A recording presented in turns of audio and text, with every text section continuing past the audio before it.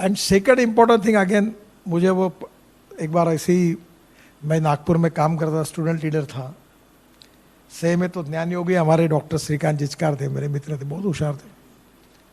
तो एक दिन उन्होंने मुझे कहा कि यार तुम Nitin, you are a good person, you have a good political future, but you are in a wrong party, तुम कांग्रेस में आओ। तो मैंने कहा श्रीकांत, मैं कुएं में जान दे दूंगा पर कांग्रेस में नहीं आऊँगा, क्योंकि I don't like the ideology of Congress party. अभी मैं रोड बनाता हूँ, मुझे कभी, मैं लाखों करोड़ में बात करता हूँ, तो लोगों को लगता है पैसा कहाँ से लाता है, ये बोलता है 1 लाख करोड़ का, ये 2 लाख करोड़, ये 50,000 करोड़, तो ये पैसा कहाँ से लाता है। तो मैं मजाक में कहता, योगी जी मुझे पूछ रहे थे उत्तर में, तुम्हारे पास, तुम ये कहाँ से बोल रहे हो। मतलब मेरे पास द्रौपदी की थाली है कितने भी लोग खाना खाए तो मिल सकता है। तो human relationship is the biggest strength.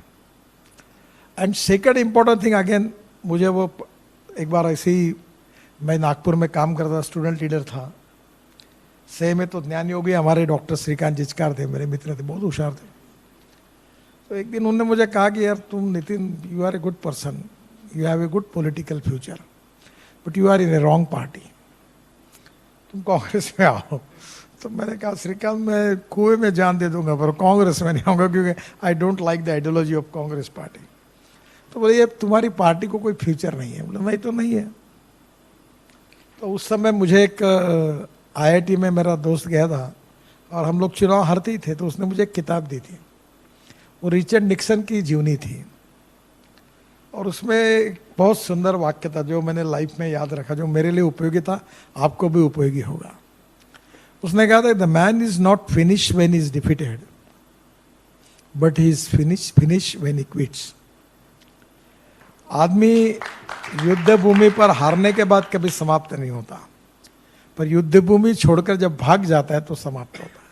तो लड़ना चाहिए, और लड़ने की में पॉजिटिविटी चाहिए। अहंकार एंड सेल्फ कॉन्फिडेंस, 2 शब्दों में अंतर है।